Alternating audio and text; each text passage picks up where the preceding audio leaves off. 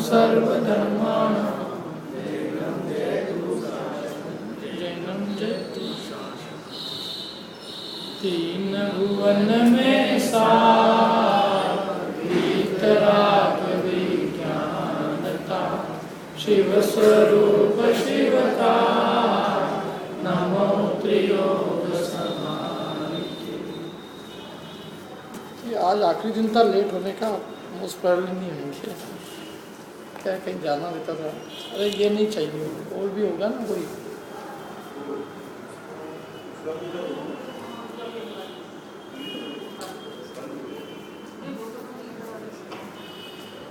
मोक्ष तत्व संबंधी भूल का प्रकरण अपना चल रहा है। कल ये बात अपन ने कही थी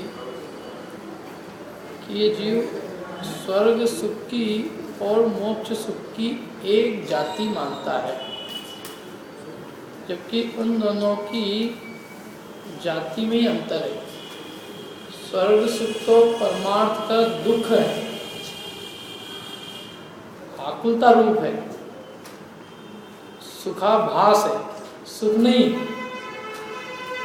और मोक्ष सुख वास्तविक सुख है, निराकुलता रूप है, या सच्चा सुख है। तो ऐसा इसको भाषित नहीं होता। देखो सुख का लक्षण क्या है, सुख का लक्षण हमने क्या बना रखा है। हमारी दृष्टि में हमने सुख का लक्षण माने, अपन ने सुख का लक्षण बना रखा संयोगों की प्राप्ति का नाम सुख है। यह हमारी दृष्टि में सुख का लक्षण है, जबकि सुख का लक्षण है निराकुलता। बेसिक भूल है ये, बोलने के लिए भले ही बोल दें हम कि सुख का लक्षण निराकुलता है, नहीं ये भी नहीं। एक और वो अमृत चंद्राचार्य देव की टीका है, वो तो ठीक है, नहीं तो फिर कोई बात नहीं। सुख का लक्षण जो है वो निराकुलता है, और ये जीव आकुलता होने पर भी सुख मानता है। तो संयोग मिलना चाहिए, भले आकुलता कितनी है। तो वो कहते हैं कि अब मूल में भूल है ना, तुमने जिसको सुख माना है वो दुख है, और दुख होने पर भी सुख मानना ये भूल है। और दुख रूप अवस्था को जिसने सुख रूप अवस्था मान रखा है, तो उसके दुख रूप अवस्था का कभी अभाव नहीं हो सकता। मैंने दुख है अवस्था दुखी रूप, और माना क्या उसको सुख रूप। इसलिए सबसे पहले सुख का लक्षण निर्धारित करो कि सुख का लक्षण क्या है। हर चीज का लक्षण निर्धारित करते हैं कि भाई इसका वास्तविक स्वरूप क्या है। तो सुख का लक्षण क्या है। रुपया पैसा सुख का लक्षण है, धन की प्राप्ति, शरीर का निरोग रहना, इन सब में दोष आता है ये जितने भी अपन लक्षण बनाते हैं। क्योंकि ऐसे अनेकों जीव हैं जिनके पास खूब धन है लेकिन दुखी है, निरोगी जीव अनेक है लेकिन दुखी है। तो जितने भी सुख के लक्षण हमने बाहर के बना रखे हैं वो वास्तव में लक्षण ही सच्चे नहीं है। और लक्षण ही जब खोटा है तो वहाँ दुख के अलावा और क्या मिलने वाला है। लक्षण यदि निर्दोष नहीं हो तो आदमी महादुखी होगा। मैंने आपको पहले लक्षण के ऊपर बताया, लक्षण किसी के लक्षण में कौन कौन से दोष होते हैं। अतिव्याप्ति, अव्याप्ति और असंभव, ये तीन दोषों से रहित लक्षण होता है। मैंने लक्षण में 3 दोष नहीं होते। कौन कौन से? अतिव्याप्ति, अव्याप्ति और असंभव। अब किसे कहते हैं अतिव्याप्ति, अव्याप्ति और असंभव? तो जो लक्ष्य को छोड़कर अलक्ष्य में भी पाया जाए, वो लक्ष्य में तो व्याप्त है ही लेकिन अलक्ष्य में भी व्याप्त है, उसे कहते हैं अतिव्याप्ति दूषण। जैसे यहाँ पर हमको समझ लो पंचोली जी को बुलाना, तो हमने कहा अंकित को बुलाना हो, अमित है कि नहीं, तो हमने कहा कि भैया किसी बच्चे को भेजा, क्योंकि कोई बड़ा तो जा नहीं सकते ना, उसको भय लगता है यहाँ पे कि मैं जाऊँगा तो मेरी इज्जत का क्या होगा। तो बच्चे को भेजते हो कि वो बुला के ला, कि किसको बुला के ला, कि वो पंचोली जी को बुला ला। और वो यहाँ आया और उसने कहा कि पंचोली जी को बुलाया गया है, लेकिन ये पंचोली जी एक तो ही नहीं है, यहाँ तो 2-3 है। तो पंचोली कहते ही लोग सब मेरे को बुलाया, मेरे को बुलाया। अथवा बोले कि समझ लो वो कोई भी लक्षण बनाए कि जो चश्मे वाले हैं उनको बुला लो, चश्मे वाले जो है वो पंचोली जी। तो चश्मा भी कई लोगों ने पहन रखा, अथवा जिसने शर्ट पहन रखा है, शर्ट कई लोगों ने पहन रखी। तो ये लक्ष्य में भी है, लेकिन लक्ष्य को छोड़कर अलक्ष्य में भी है। माने ये जो लक्षण बनाया हमने जितने तरह का, जो शर्ट पहना है, जो चश्मे वाला है, तो वो लक्षण सही नहीं है। जैसे जीव का लक्षण हम यदि बनाएं, जीव का लक्षण क्या, जीव का लक्षण अमूर्तिक, तो ये सही लक्षण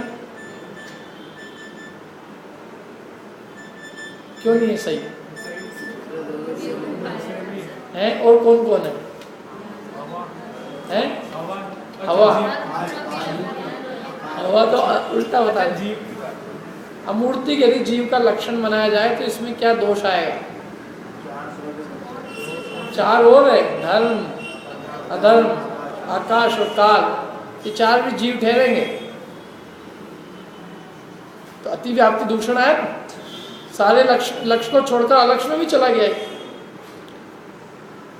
दूसरा अव्याप्ति, अव्याप्ति माने संपूर्ण लक्ष्य में ना पाया जाए, लक्ष्य के एक देश में ही पाया जाए, उसे कहते हैं अव्याप्ति दूषण। पूरा व्याप्त नहीं है। जैसे जीव का लक्षण केवल ज्ञान, सारे जीवों में व्याप्त है, जिनमें केवल ज्ञान नहीं है वो जीव ही नहीं ठहरेंगे। अथवा जीव का लक्षण मति ज्ञान, सही है लक्षण, क्योंकि जिनमें मति ज्ञान नहीं केवल ज्ञान है वो जीव नहीं ठहरेंगे।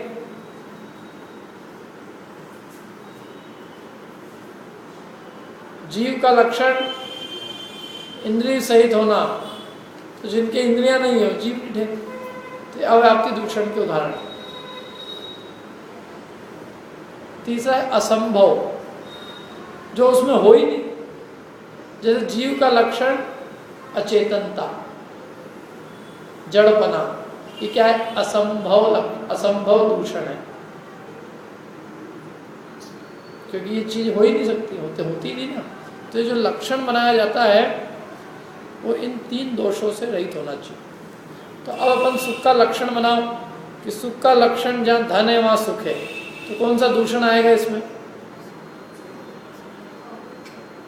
असंभव वाला। असंभव, असंभव तो अपन नहीं बना सकते एकदम लेकिन बाकी के 2 जरूर आएंगे। देखो अतिव्याप्ति भी और अव्याप्ति भी है, दोनों ही है। अनेक धनवान महादुखी देखे जाते हैं, महादुखी, भयंकर लड़ते हुए, भयंकर, और इतने दुखी है कि अपने दुख को दूर करने के लिए उनके पास जाते हैं जिनके पास कुछ भी नहीं है। और ऐसे भी हैं जिनके पास कुछ नहीं है और महासुखी है। तो अतिव्याप्ति भी है और अव्याप्ति भी है। इसलिए सुख का लक्षण बनाओ सबसे पहले कि सुख का लक्षण क्या है। निरोगी काया, जितने निरोगी है उनसे पूछ लो सब सुखी है? दुखी है, कोई दूसरे दुख से दुखी है। शरीर स्वस्थ है तो और दूसरे दुख है, किसी का पैसा छीन लिया किसी ने, किसी की पत्नी मर गई, किसी का बच्चा दुख बीमार है, क्या किसी घर कलिहारी नारी सब आया वर्णन के बेरी सम भाई, कोई दीन दरिद्री विचे, कोई तन के रोगी, कोई पुत्र बिना निजूरे, होए मरे तब रोवे, खोटी संतति सो दुख उपजे, क्यों प्राणी सुख सो। दुखी दुख है, इसलिए वो निरोगी काया सुख का लक्षण नहीं। इसलिए सुख का लक्षण क्या है? निराकुलता। जहाँ जहाँ निराकुलता है वहाँ वहाँ सुख है, और जहाँ जहाँ आकुलता है वहाँ वहाँ दुख है। अब ये क्या मानता है? शिव रूप निराकुलता में जोए, ये मोक्ष में निराकुलता ही नहीं मानता। इसको ऐसा लगता है मोक्ष में बहुत आकुलता है और संसार में निराकुलता है। इसलिए संसार में सुख मानता है, मैंने संसार को मोक्ष मानता है, और मोक्ष को दुख रूप मानता है, संसार मानता है। संसार का नाम, संसार किसका नाम है? दुख का नाम संसार, और सुख का नाम मोक्ष है। तो इसके श्रद्धा में सुख माने यहाँ पैसा हो जाए तो सुख, 5 इंद्रिय के विषय भोग मिल जाए तो सुख, माने मोक्ष भोग सामग्री में देखता है, मोक्ष निराकुलता में नहीं देखता। इसलिए प्रवचन सार ग्रंथ इसमें अतीन्द्रिय सुख माने सिद्धों का सुख और संसारियों का सुख, इसकी 2 गाथा है। पहली गाथा में माने वो बहुत पहले है वैसे, उसमें भगवान के अतीन्द्रिय सुख का वर्णन है, और दूसरी गाथा में इंद्र चक्रवर्ती के इंद्रिय सुख का वर्णन है, और दोनों के लिए 5-5 विशेषण दिए। अब देखो हम पढ़ते हैं इसमें से, जय अमृतचंद्राचार्य देव की टीका होगी अपने पास, आप सुनना, आप लोग समझ में आ जाएगा, बहुत सरल है। गाथा क्या है, गाथा सुनाता हूँ मैं आपको, फिर उस पर आप चिंतन करना 2 मिनट, तब तक मैं निकाल लूँ। जो इंद्रिय सुख के विशेषण दिए वो ये दिए, सपरम बाधा सहितम विच्छिन्नम बंध कारणम विषमम जम इंद्रिय लब्धम तम सुखम दुखमेव तहा। सपरम का अर्थ है पराधीन, पर की अपेक्षा लिए हुए। सपरम बाधा सहितम, बाधा सहित है। तीसरा है विच्छिन्न है, नष्ट होने वाला है। बंध का कारण है, कर्म बंध का कारण है, और विषम है, सम नहीं है। इसलिए जब इंद्रिय लब्धम, जो इंद्रियों से प्राप्त होता है, तम सुखम, ऐसा जो सुख कहा गया है, दुखमेव तहा, वो दुख ही है, वो सुख नहीं है, वो दुखी है। उसके विशेषण दिए, कौन कौन से विशेषण दिए, कौन सी गाथा बताऊँ मैं ये आपको, देखना आप घर जाके। प्रवचन सार की ये गाथा नंबर आएगी 63 आएगी ना,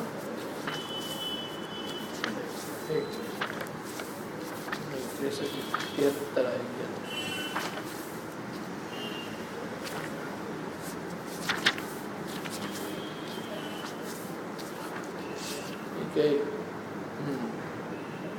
गाथा 76, सॉरी। सपरम बाधा सहितम विच्छिन्नम बंध कारणम विषमम जम इंद्रिय लब्धम तम सुखम दुखम एव तहा। पहला पॉइंट क्या है इसमें, सपरम, सपरम का क्या अर्थ है, पराधीन है। देखो इसका अर्थ पर अपेक्षता होने से, माने इंद्रिय जितना भी सुख है, इंद्रिय सुख पर की अपेक्षा सहित है। बिना पर के हो सकता है, खाने का सुख पर की अपेक्षा सहित है। पूरा वहां से लेके मुंह तक की आप पूरी प्रोसेस लगा लो, दुखी दुख है उसमें। यदि आपको कोई चीज खाने की इच्छा हो गई, उसमें आता वर्णी जी की मेरी जीवन गाथा में, पहले बताया मैंने उदाहरण, नहीं बताया। वर्णी जी ने अपनी जीवन गाथा में उदाहरण दिया है, गणेश प्रसाद जी वर्णी जी हुए, कि एक बार उनको सुबह सुबह खीर खाने की इच्छा हुई। ध्यान आ गया? तो खीर खाने की इच्छा हुई, तो बोले कि सुबह की सामायिक में खीर ही खीर दिखती रही। सामायिक जैसे तैसे पूरी करी, घर आए और माँ से कहा कि भैया खीर खाना है। तो बोले खीर खाना है तो सामग्री तो ही नहीं, शक्कर चाहिए, घी तेल सब चाहिए, घी शक्कर घी तो उसमें शक्कर दूध, तो सुबह सुबह जाके दूध लेके आए एक्स्ट्रा। क्या करें, खीर खाने में चाहिए, तो खुद गए दूध लेके आए कि लो भाई दूध आ गया, अब तो बन जाएगी। अभी ऐसे कोई बन जाती है कि खुद गैस पे चढ़े जाएंगे आप? अभी एक काम करो, पूजन पाठ करके आओ, अपनी सब धर्म ध्यान करके फिर आओ, खाना वाना बन जाएगा तो मिल जाएगी खीर। तो गए पूजन करके, तो क्या मैं जल चढ़ो,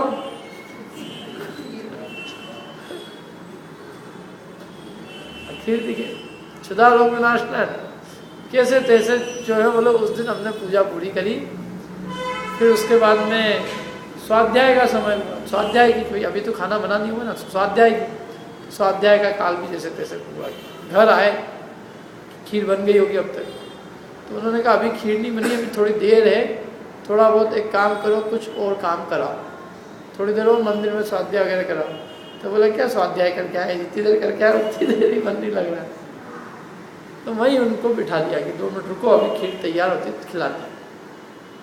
अब उन्होंने फटाफट जल्दी जल्दी बनाई, तो वो उन दोनों बार बार आके देखे, वो उनके साथ एक और जने थे कि खीर बनी, क्या खीर बनी, देखा तो हाँ उसमें उबाल आ गया, बन गई, लाओ परोस। तो उनकी माँ ने फटाफट दोनों की थाली में परोसा। तो थाली में परोसने पे क्या है कि खीर थी गरम गरम, खाने की बहुत आकुल था। तो उन्होंने कहा गरम गरम जो है ना मुंह में जीवान जल जाएगी, तो क्या करेगी, थाली के अंदर फैला दो। तो थाली के अंदर फैला दी ऐसे, थोड़ा टेका रख के, एक इधर एक उधर। इतने में क्या हुआ, 2 मक्खियाँ थी, और मक्खियाँ जो है भिड़ी आपस में, और एकदम वो फटाक से भिड़ के उधर थाली के अंदर गिरी। तो एक इस थाली में, एक उस, और इतनी गरम गरम खीर थी कि उसमें घुसते ही उनका मरण हो गया। तो वो अंतराय पालते थे, तो वो खीर तो गई एक तरफ, भोजन का अंतराय आया तो वो पूरा का पूरा भोजन ही चला गया। तो फिर उन्होंने अपने जीवन गाथा में लिखा कि एक खीर के विकल्प ने हमारा पूरा धर्म ध्यान छुड़ाया, भोजन छुड़ा दिया, वो खीर तो तब भी नहीं मिली, यदि मिल जाती इसके बाद भी तो समझ में आता कि कितनी पराधीनता है एक इंद्रिय विषय भोग के भोगने में। माने हम जिसको सुख मान रहे हैं, बोले सुख का है, संसार का एक नियम है कि पराधीनता में कहीं सुख नहीं है। सुख तो स्वाधीन है, और ये इंद्रिय विषय सारे पराधीन है, अपनी इच्छा अनुसार नहीं मिलते हैं। तो परापेक्षता होने से, और दूसरा बाधा सहित पना होने से, बाधाएं अनेक प्रकार की बाधाएं, ये मतलब वो वस्तु अब वो बन भी जाती खीर, तो वो बराबर उसमें शक्कर मिलनी चाहिए, इलायची मिलनी चाहिए, दूध बराबर हो, पानी बराबर हो, पानी तो उसमें मिलता है, दूध, शक्कर, इलायची सब बराबर हो। आपको मालूम एक चीज़ ज़्यादा हो जाए और कम हो जाए तो वो चीज़ का मज़ा नहीं आता। अरे कितनी सिकनी कितनी नहीं सिकनी, कच्ची रह जाए तो तकलीफ, जल जाए तो तकलीफ। इसलिए वो बाधा ही बाधा है। तो दूसरा पॉइंट बाधा सहित होने से, तीसरा विच्छिन्न पना होने से। विच्छिन्न पना माने वो सतत नहीं बना रहता, तो नष्ट हो जाता। तो निरंतरता नहीं है उस सुख की, नियम से नष्ट होने वाला है, विच्छिन्न होने वाला है। और बंध का कारण पना होने से, बंध की माने कर्म बंध की सेना उसके साथ लगी हुई है। वो जो भोग भोग रहे हैं वो भोग फ्री में नहीं भोग रहे हैं, उस भोग के साथ में अपना पुण्य खर्च कर रहे हैं और नया पाप बांध रहे हैं।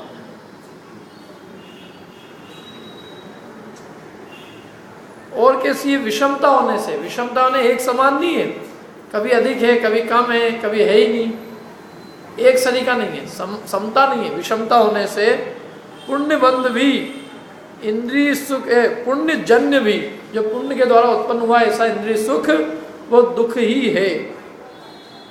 पर संबंध वाला होता हुआ पराश्रयता के कारण पराधीनता होने से, पराश्रयता होने से क्या है, पराधीन है।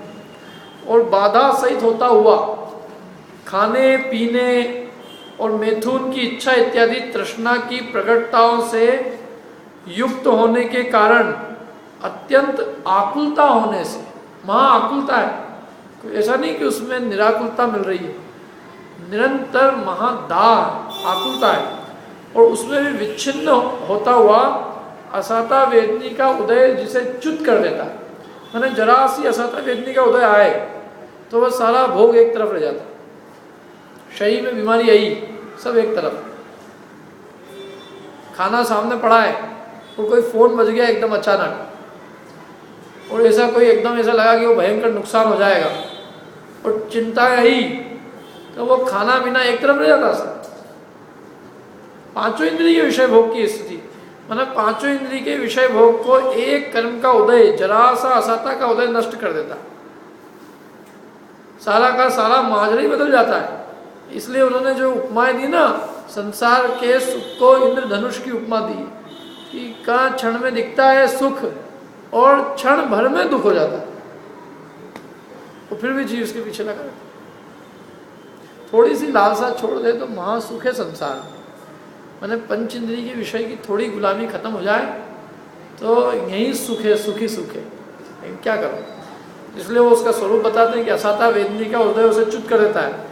ऐसे साता वेदनी के उदय की प्रवृत्ति रूप से अनुभव में आने के कारण और विपक्ष की उत्पत्ति वाला होने से, विपक्ष की उत्पत्ति माने दुख सामने खड़ा है, ऐसा नहीं सामने वाली पार्टी चली गई, मैंने प्रतिद्वंदी अभी भी खड़ा है, तो सुख है, सुख के साथ में दुख लगा हुआ है। और बंध का कारण होता हुआ, बंध का कारण है कर्म बंध का, संसार और नरक निगोद का कारण है, विषय भोग के मार्ग में लगी हुई रागादि दोषों की सेना के अनुसार। क्या रागादि दोषों की सेना और लगी हुई है, कर्म मतलब इधर तो कर्म बंध होता है सो है ही, और तीव्र राग भाव की वृद्धि होती है, रागादि की वृद्धि होती है, तो रागादि दोषों की वृद्धि होने के कारण, कर्म रच के ठोस समूह का संबंध होने के कारण, और दुष्ट परिणाम होने से, दुष्ट परिणाम माने जब उसका फल आएगा बहुत खतरनाक आएगा, और विषम होता हुआ माने हानि वृद्धि में परिणमित होने से अत्यंत अस्थिर होने के कारण, स्थिर नहीं है वो, कहीं बढ़ता है घटता है, इंद्रिय सुख दुख ही है।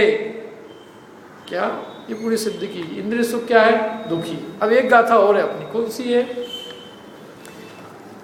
उसमें अतीन्द्रिय सुख का वर्णन। गाथा क्या है देखो, ऐसई माद समुत्थम विषयातीदम अणोम अनंतम औच्छिन्नम च स्वम शुद्ध होगा सिद्धांत, ये मिल गई देखो। गाथा नंबर 13, ऐसई माने अतिशयी थे, अतीन्द्रिय सुख कैसा है, मोक्ष सुख अतिशयी, और ऐसई आद समुत्थम, आद समुत्थम माने आत्मा से उत्पन्न हुआ है, वो पर से उत्पन्न होता था, ये किससे उत्पन्न हुआ है, अपने आत्मा से। विषयातीदम, विषय अतीदम माने विषयों से अतीत है, विषयातीत है।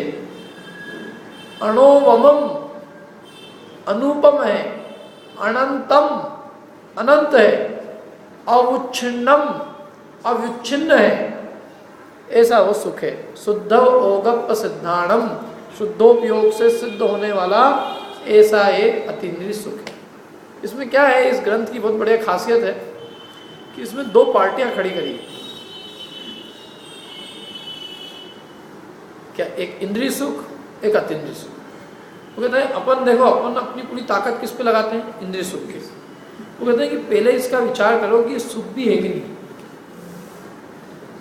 इतनी मेहनत उसके लिए कर रहे हैं, मैंने दिन भर 8-8 घंटे अपन गधे घोड़े जैसे जुटे रहते हैं, कितनी आकुलता व्याकुलता संकल्प विकल्प करते हैं, किसके लिए, 5 इंद्रिय के विषय भोग रूपी सुख के लिए। तो कहते हैं इतनी मेहनत करने के पहले विचार तो करें कि वो सुख है भी कि नहीं है। हम जिस धन कमाने के लिए इतनी आकुलता कर रहे हैं, पहले ये विचार करें कि उससे सुख मिलेगा भी कि नहीं मिलेगा, वो सुख का कारण है भी कि नहीं है। और जिसको हम बिल्कुल व्यर्थ की चीज़ समझते हैं, मैंने जिसको हम ये समझते हैं कि सबसे आखिरी की चीज़ है, अतीन्द्रिय सुख होगा वो तो, जैसे कल अपन ने कहा था ना, मोक्ष सुख तो मानता है, कहता है, देखा देखी कहता है, मानता तो है नहीं। तो जिस अतीन्द्रिय सुख के लिए ये 5 सेकंड भी देने को तैयार नहीं है, तो जरा एक बार उसकी तरफ नज़र उठा के तो देखो कि सचमुच वो सुख है भी कि नहीं है। पता चले कि पूरी ज़िंदगी हमने इसके लिए दे दी, और ये जो सुख था असली सुख, इसके लिए हमने एक जरा सा भी पुरुषार्थ नहीं किया। जैसे जो 2 पार्टियां खड़ी होती ना चुनाव के अंदर, कौन कौन सी, जो भी है, कांग्रेस है, बीजेपी, लेकिन यहाँ की सब पार्टी तो एक सरी की, इसलिए वो एक्चुअल में उदाहरण मेरा फिट नहीं बैठता पूरा, लेकिन फिर भी अपने काम से समझ लेना कि 2 पार्टी हो खड़ी। तो अब कोई आदमी वोट डालने की जल्दी करे, तो उसको आदमी कहेगा भैया वोट डालने की जल्दी मत करो, पहले विचार करो कि जिसको तुम वोट डालने जा रहे हो, जिसकी तुम सेवा के लिए इतनी रात दिन एक कर रहे हो, मैंने तुमने अपनी ज़िंदगी एक करने को तैयार हो, चुनाव प्रचार में लगे हो, रात दिन एक करो, वो आदमी किस तरह का है, जरा उसका चरित्र का तो विचार करो। तो लग गए आग बीच के, थोड़ी बुद्धि से विचार करो, पहले शांति से बैठो और ये विचार करो कि जिसकी सेवा के लिए हम इतना समय देने को तैयार है, वो व्यक्ति कैसा है। कहीं ऐसा नहीं हो कि पूरी मेहनत करे और आखिरी में ये मिले। और जिसकी तुम इतनी उपेक्षा कर रहे हो, एक बार उसको भी देख लो। दुकानदार होता ना, अच्छा माल बेचने वाला, अच्छा मार्केटिंग वाला, वो क्या करता है, मेरा साहब मैं नहीं कहता हूँ आप मेरा माल खरीदना, आप तो बस आके देख लो, देखो तो सही, देखने के थोड़ी पैसे लग रहे हैं, देख लो और चाय पी के चले जाना और ज़्यादा होता। एक आध बार आओ तो सही चाय वाय पीने, और फिर वो चाय पीने आया तो बताते जाएगा देखो अपना माल तो ऐसा है और पड़ोसी का ऐसा है, माल की भी क्वालिटी नहीं है और भाव भी ज़्यादा, फिर भी आपको वहाँ जमता है। तो मैं ज़बरदस्ती नहीं करता किसी से। अब ज़बरदस्ती नहीं कर रहा है तो और क्या कह रहे थे, साफ साफ कह रहा है।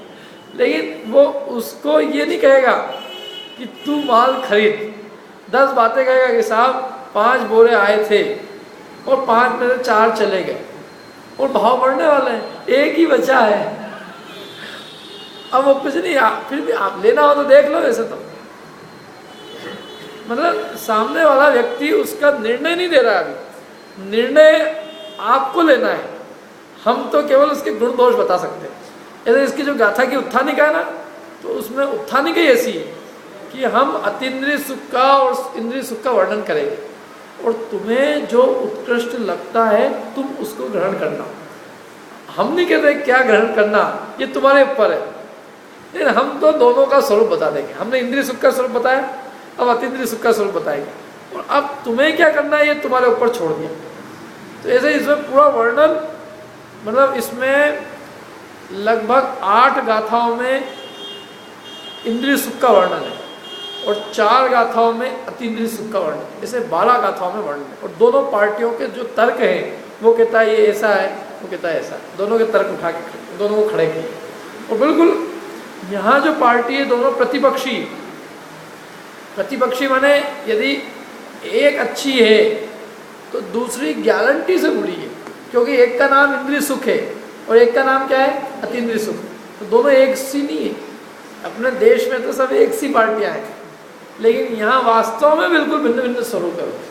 तो इसलिए एक पार्टी तो अपनी हो गई, कौन सी हो गई, इंद्रिय वाली पार्टी। और जैसे इंद्रिय सुख और अतीन्द्रिय सुख की पार्टी है ना, ऐसे 2 पार्टी और है। मैंने पार्टी तो वही 2 है, इंद्रिय और अतीन्द्रिय, लेकिन उनके 2 मेंबर और है। अभी उनकी अपन आज चर्चा नहीं करेंगे, उनकी कभी और करेंगे। उस मेंबर का नाम है ज्ञान। क्या नाम है, ज्ञान। अभी कौन से मेंबर की बात चल रही है, सुख की। पार्टी के नाम 2 है, कौन कौन सी पार्टी है, इंद्रिय ज्ञान अतीन्द्रिय ज्ञान, इंद्रिय सुख अतीन्द्रिय सुख। पार्टी है 2, इंद्रिय और अतीन्द्रिय, और मेंबर दोनों के 2 है। इंद्रिय के कौन से 2 मेंबर है, सुख और ज्ञान, और अतीन्द्रिय के सुख और ज्ञान, ये 2 है। अब अपने को चुनना है इनमें से, या तो अतीन्द्रिय को चुनना है या इंद्रिय को चुनना है। और तो पार्टी जिसको चुनी तो वो ज्ञान भी उसमें जाएगा और सुख के ही वोट चले जाएगा, दोनों को वोट जाएगा। तो अपने को निर्णय करना है किसको देना है। तो अपन तो अभी केवल किसकी बात करेंगे, इंद्रिय सुख और अतीन्द्रिय सुख की। अभी तो उसकी तुलना है, बाकी यहाँ इंद्रिय ज्ञान और अतीन्द्रिय ज्ञान की भी तुलना है। पढ़ना आप अच्छे से। तो देखो पहला विशेषण क्या है अतीन्द्रिय सुख का, अतिशयी। अतिशयी माने अतिशयित है। अतिशयित माने इसका अर्थ सुनाता हूँ मैं आपको। अतिशयित, अतिशय माने कहते हैं अतिशयवान, अतिशय, अतिशय तो कहते हैं महान, है ना। अभी इसका और अर्थ खोलेंगे। आद समुत्थम, आद समुत्थम माने आत्मोत्पन्न, दूसरा विशेषण। तीसरा विषयातीदम, विषयों से अतीत। चौथा अनुपमम, अनुपम। पांचवा अनंत, और छठा अविच्छिन्न। अब इसमें से 2-3 विशेषण तो ऐसे हैं जिसके बिल्कुल प्रतिपक्षी यहाँ हैं। कौन कौन से बताओ। एक तो विच्छिन्न कहा था ना, यहाँ अविच्छिन्न है, और स्वयं जहाँ ये आत्मा से उत्पन्न है और वो पराधीन है, और वो बाधा सहित है, और ये बाधा सहित नहीं, बाधा रहित है। जैसे इसमें वो नाम नहीं एकदम स्पष्ट, और ये अनंत है और वो अंत सहित है। विषयातीत, विषयों से अतीत है। देखो इसकी टीकार्थ पढ़ता हूँ। विषयातीत, विषय, विषय से अतीत है, माने उसमें 5 इंद्रिय के विषयों की कोई आवश्यकता नहीं। अतीन्द्रिय सुख जिन्हें हुए उन्हें विषय नहीं, जिन्हें विषय है उन्हें इंद्रिय सुख है। माने विषयों से जो सुख प्राप्त हुआ, विषय होगा ना इंद्रिय के विषय, इंद्रिय सुख कहलाए ना। लड्डू विषय काय का, रसना इंद्रिय का। सब्जेक्ट, रसना इंद्रिय का सब्जेक्ट, लड्डू जो भी है उसकी चीज़ें। तो यहाँ इंद्रियों के विषय को विषय कहा जाता है और इंद्रिय सुख को इंद्रिय सुख। अनादि संसार से, देखो इसकी भाषा कितनी जोरदार है। अनादि संसार से अपूर्व परम अद्भुत आह्लाद रूप होने से, कैसा है वो? अपूर्व माना आज तक जिसको प्राप्त नहीं किया, परम अद्भुत आह्लाद रूप।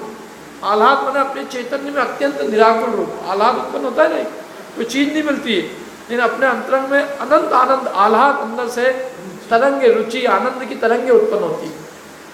आत्मा का ही आश्रय लेकर प्रवर्तमान होने से, आत्मोत्पन्न है ना, अतिशयित का अर्थ क्या दिया?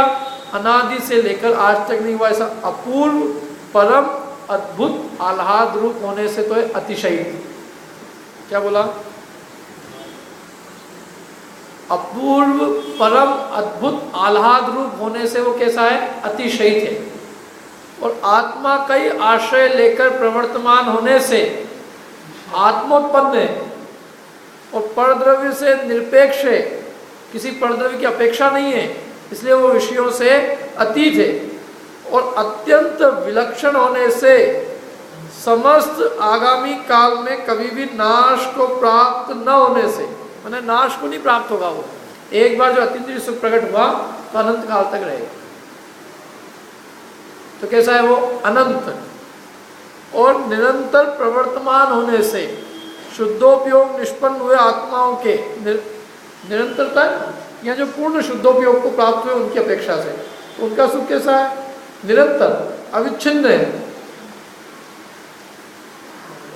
इसलिए प्रवर्तमान होने से शुद्धोपयोग निष्पन्न हुए आत्माओं के अतिशयवान, आत्मसमुत्पन्न, अतीन्द्रिय, अनुपम, अनंत व अटूट सुख अर्थात आनंद होता है।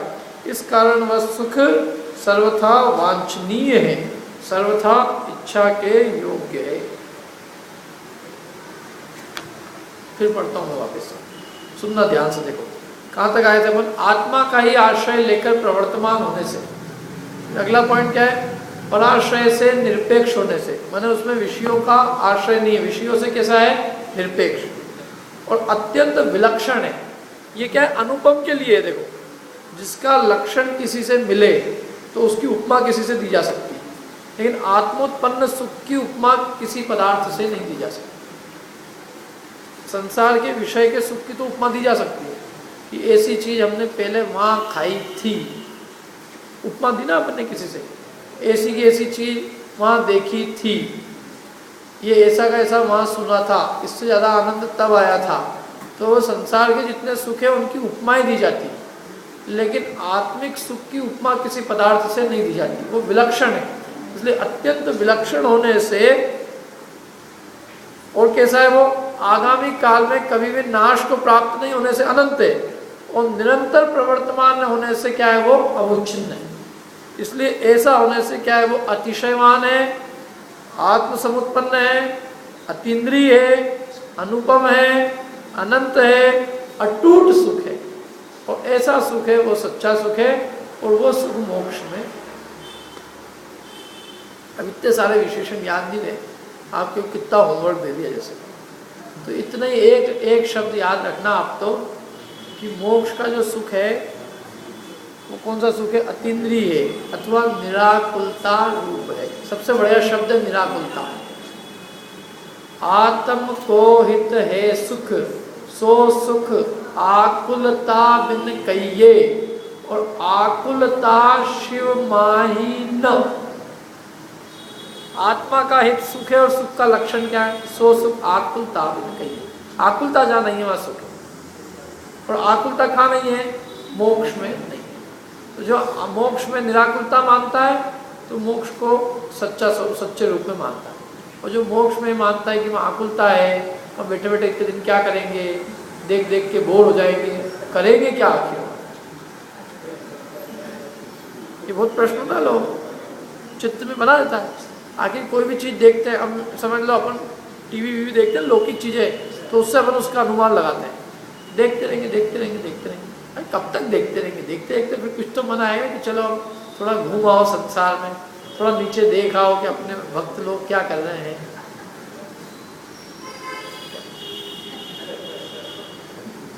ऐसा विकल्प जो है लोगों के चित्त में बना रहता है, क्योंकि वो सच्चा स्वरूप नहीं है ना ख्याल में। अभी अभी अपन वर्तमान में जो कुछ भी कर रहे हैं वो करते क्या है वास्तव में? अपन अपने ज्ञान और आनंद को ही तो भोगते हैं। और ज्ञान की अधिकता से छूटकर और कम ज्ञान में आना ये किसको स्वीकार्य होगा? तो दूसरी बात ये कि जहाँ स्व में लीन हुए, मैंने अपने ज्ञान और आनंद को भोगा, और जहाँ पराश्रयता मिट गई, परावलंबन मिट गया, तो अनंत निर्भर रूप आनंद को अनुभव करता है। और एक बार जिसने अमृत चखा हो वो वापस से खारा पानी क्यों पीना चाहेगा? ये तो हमें अपने आत्मा में सुख की प्रतीति नहीं होती, और हमारी जो दृष्टि है ना, वो दृष्टि हमारी सांसारिक, मतलब हम जो है लौकिक चीज़ों से उस चीज़ की कल्पना करते हैं। लौकिक चीज़ों में तो क्या होता है कि लौकिक चीज़ों का ज्ञान तो थकान का कारण होता है, खेद होता है। एक ही एक चीज़ को जानने से हम अपने उपयोग को बदलना चाहते हैं, क्योंकि एक विषय के बाद में अपने पास में दूसरा विषय जानने को, दूसरे से तीसरा, और राग द्वेष के कारण विषयों का बदलना होता है। जब राग द्वेष नहीं होता है वहाँ जिसको जानते हैं सहज रूप से जानते रहते। उपयोग ज्ञप्ति परिवर्तन नहीं होता सिद्धों के। ज्ञप्ति परिवर्तन माने एक गे को छोड़कर दूसरे गे में जाना। एक गे को छोड़कर दूसरे गे में जाना तो दुख की निशानी है, आकुलता की निशानी है। जिसको जान रहे हो उसको छोड़कर दूसरे गे में जाना कब होगा? जिसको जान रहे हो उसमें चित्त नहीं लगेगा तो दूसरे को जानने जाएंगे। वहाँ वो चीज़ नहीं है, उनको उनकी दृष्टि से देखो। अरे मुनिराज को ही देखो, मैं कहता हूँ सिद्धों को छोड़ो, मुनिराज आत्मा में लीन है, क्या कर रहे हैं वहाँ पे बैठ के? क्या कर रहे हैं? ध्यान में लीन। किसका सुख भोग रहे हैं? अब आत्मा का, वीतरागता का सुख भोग रहे हैं, परिपूर्ण वीतरागता का। हम लोग काय का दुख भोगते हैं? राग द्वेष का दुख भोगते हैं। मुनिराज काय का सुख भोगते हैं? वीतरागता का सुख। अपन आकुलता में जीते हैं, क्यों? देह संबंधी, परिवार संबंधी, जितना जितना राग है उतनी उतनी आकुलता है, और उनके जितना जितना राग चला गया उतनी उतनी निराकुलता है। और ज्ञान तो अपना स्वभाव है ना, तो ज्ञान तो रह गया और आकुलता चली गई। और अनंत सिद्ध के ज्ञान सहज होता है। सहज माने सहज लोकालोक उनके ज्ञान का विषय बनता है, किसी को जानने की इच्छा नहीं होती। वो तो वास्तव में अपने निजानंद में मगन होते हैं। जो वो स्तुति में लिखा है, सकल गे ज्ञायक तदपि निजानंद रसली। वो एक पंक्ति पूरा सार है वो, कि भगवान जिनेंद्र तो अपने आत्मिक आनंद को भोगते हैं। संसार अवस्था में भी जीव अपने ही आनंद को भोगता है, तो मानता है कि मैं विषय को भोगता हूँ। भोगता अपने ही सुख को है। जैसे कुत्ता अपनी हड्डी को, अपने जाड़ के खून को पीकर और ये समझता है कि ये सुख हड्डी में से आ रहा है, ऐसे जीव विषयों को भोग कर ये मानता है कि सुख विषय में से आ रहा है। सुख तो उसका स्वयं का स्वभाव है, ज्ञान और आनंद उसका स्वयं का स्वभाव है। और स्वभाव में थकान नहीं होती, थकान होती विभाव में। राग द्वेष के परिणामों में, आकुल इसमें कषायों में, उसमें थकान होती है। और वीर नहीं होता ना, अनंत वीर, तो जानने में थकान लगती है। उनके अनंत वीर ही प्रकट हुआ है, जिससे उस ज्ञान को, दर्शन को धारण करने की सामर्थ्य उत्पन्न हुई है। दूसरा राग द्वेष नहीं है, तो इसलिए उनके लिए जानना खेद का कारण नहीं बनता। और हमारे राग द्वेष होते हैं तो इसलिए हमको जानना खेद का कारण। इसलिए थोड़ी दृष्टि बदलना पड़ेगी अपने। जो दृष्टि से हम संसार की चीज़ों को देखते हैं और हम अपनी दृष्टि से भगवान को देखते हैं, वो दृष्टि उनकी नहीं है। वो केवल ज्ञान से देख रहे हैं, तो मति ज्ञान से उनको नाप रहे हो, चीज़ ही अलग है। अरे वो शुक्ल ध्यान में जब लीन होते हैं मुनिराज, तो उस काल में जो आत्मिक आनंद को भोगते हैं, तो उस काल में उनको कोई विकल्प नहीं आता। शरीर खाता है, शरीर को शियालनी खाती है, शेर खाता, तो उसका विकल्प नहीं आता। तो अब वहाँ अनंत काल तक कोई रहे नहीं, वहाँ किसी परद्रव्य का विकल्प उत्पन्न हो, इसलिए नहीं है। और थोड़ा और सहज है। सिद्धों का सुख जो है आत्मा से उत्पन्न हुआ सहज स्वाभाविक सुख है, और सांसारिक जितना सुख है वो आकुलता रूप पराश्रय वाला सुख है। इसलिए मोक्ष में जो सुख नहीं मानता, वो वास्तव में मोक्ष की इच्छा भी नहीं करता। देखा देखी उसको मोक्ष को भला कहता। तो ये अपनी यहाँ तक जो है अपन ने 7 तत्व की भूल पड़ी: जीव, अजीव, आश्रव, बंध, संवर, निर्जरा और मोक्ष। और ये पूरी छेड़ाला के अंदर एक एक पंक्ति के अंदर पीछे पीछे के तत्वों की भूल को तो आधी आधी पंक्ति और एक एक पंक्ति में बताया। जैसे मोक्ष के लिए क्या बताया, मोक्ष तत्व की भूल क्या है, शिव रूप निराकुलता न जोय, माने मोक्ष में निराकुलता नहीं भाषित होती। निर्जरा तत्व की भूल क्या बताई, रोके न चाह निज शक्ति खोए, अपनी इच्छाओं को तो रोकता नहीं है और अपनी शक्ति को खोता है, इच्छाओं को रोकता नहीं, इच्छाओं की पूर्ति में सुख मानता।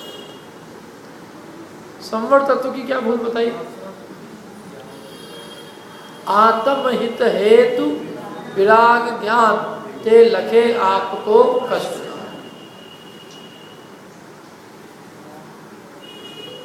बंध तत्व संबंधी भूल, शुभ अशुभ बंध के फल मझार और रति अरति करे निज पद विचार। शुभ और अशुभ कर्म के फल में प्रेम और द्वेष करता है, ये बंध तत्व संबंधी, मतलब बंध में एक में अच्छा एक में बुरा मानता है। आश्रव तत्व की क्या भूल थी, रागादि प्रकट जे दुख दे उत्तीन ही को सेवक और गिनत चे। ये सब एक एक लाइन में सरल है, एकदम याद करना कोई कठिन है, पांचों सरल है, एक लाइन से ज्यादा नहीं, बल्कि निर्जरा और मोक्ष तत्व की भूल तो आधी आधी लाइन में ही है। रोके न चाह निज शक्ति को, आदि शिव रूप निराकुलता न जो, हो गई एक लाइन में दो तत्व की भूल हो गई।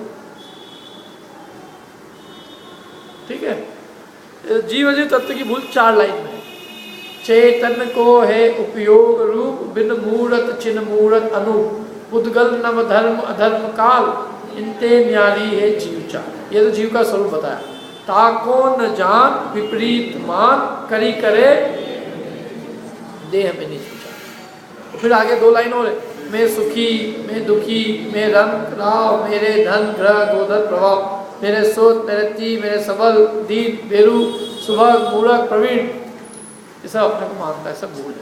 तन उपजत अपनी तन नशत आपको, ये जीव जीव तत्व सब, ये सात तत्व की भूल अच्छी ठोस कर लेना। मैंने बहुत सारी चीज़ें आपके लिए छोड़ी है पढ़ने के लिए, आप लोगों के लिए कि आप उसको थोड़ा पढ़ना। देखो निकालो मोक्षण प्रकाशन पेज नंबर 80,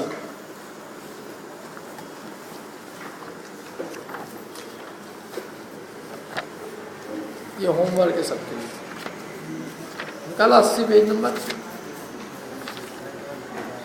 यहाँ से सात तत्व की भूल का प्रकरण चालू होता है। जीव अजीव तत्व संबंधी यथार्थ श्रद्धांत, थोड़ा बहुत पढ़ा था मैंने इसमें से, लेकिन बहुत सारा छोड़ दिया है, ये आप लोग पढ़ना। फिर इसके बाद में आश्रव तत्व संबंधी यथार्थ श्रद्धांत, ये अपन ने पूरा यहाँ पढ़ा है। वैसे आश्रव तत्व संबंधी यथार्थ श्रद्धांत पढ़ा है, बंध तत्व संबंधी पढ़ा है, संवर तत्व संबंधी पढ़ा है और निर्जरा तत्व संबंधी पढ़ा है। लेकिन मोक्ष तत्व संबंधी यथार्थ श्रद्धांत छोड़ दिया, तो इसको भी थोड़ा पढ़ लेना, अभी अपन इसको नहीं लिया। फिर आखिरी में पुण्य पाप संबंधी यथार्थ श्रद्धांत, ये भी देख लेना। यदि ये आपने देख लिया तो आप समझ लो कि आपका मतलब सात तत्व की क्या क्या भूलें हैं उसका अच्छा ठोस ज्ञान हो जाए। और ये मूलभूत चीज़ है, क्योंकि तत्व के अश्रद्धान का नाम है मिथ्या दर्शन और तत्व के श्रद्धान का नाम है सम्यक दर्शन। और सम्यक दर्शन मोक्ष मार्ग की सबसे पहली सीढ़ी है, मोक्ष महल की प्रथम सीढ़ी मोक्ष मार्ग का सबसे पहले। तो एक तो ये हो गया आपके लिए कोर्स। दूसरा निकालो पेज नंबर 225 सॉरी 225,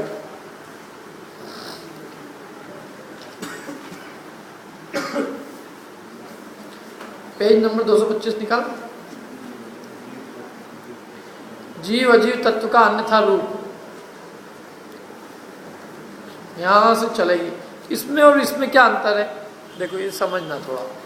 पीछे वाली जो भूलें थी वो जिसने कुछ भी जिनवाणी नहीं पढ़ी है, कुछ भी मतलब जो बिल्कुल एकदम ABCD वाला है, तो पीछे उसकी भूलें थी। और यहाँ जो भूल है इस अधिकार में 7वें में 225 पेज से, वो उसकी भूल है जिसने शास्त्र तो पढ़ा है, सात तत्व के नाम भी याद किए, परिभाषा भी याद की है, लेकिन सात तत्व का सच्चा स्वरूप जिसको ख्याल में नहीं आया। मतलब ऐसा नहीं कि उसने पढ़ाई नहीं की, अच्छे से गया है वो, उसने नाम सीखे, परिभाषाएं याद कर ली, भेद प्रभेद सीख लिए, सब सीख लिए, लेकिन जो सीखने का छा वो नहीं सीखा उसने। जैसे उदाहरण के लिए उसने ये सब सीख लिया, आश्रव के कितने भेद है सब सीख लिए, और ये एक बात नहीं सीखी, क्या नहीं सीखी? आश्रव दुखकार घनेरे। तो क्या सीखा क्या तूने?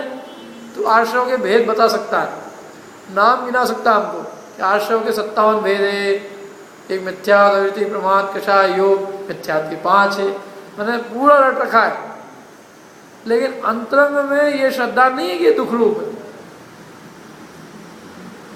समझ में ही ना? तो वो कहते हैं कि कुछ नहीं है इनका, आश्रव का कोई श्रद्धा नहीं है। आश्रव के जानने मात्र का नाम आश्रव का श्रद्धा नहीं है। आश्रव को तो उसी ने आश्रव माना है जिसने उसको दुखरूप माना है, क्योंकि आश्रव के मानने का फल उसको दुखरूप जान के उसको छोड़ना था। ये तेरे को दुखरूप नहीं लगता है और तू उसी में प्रवृत्ति करता है, तो तूने भी आश्रव को आश्रव का माना है।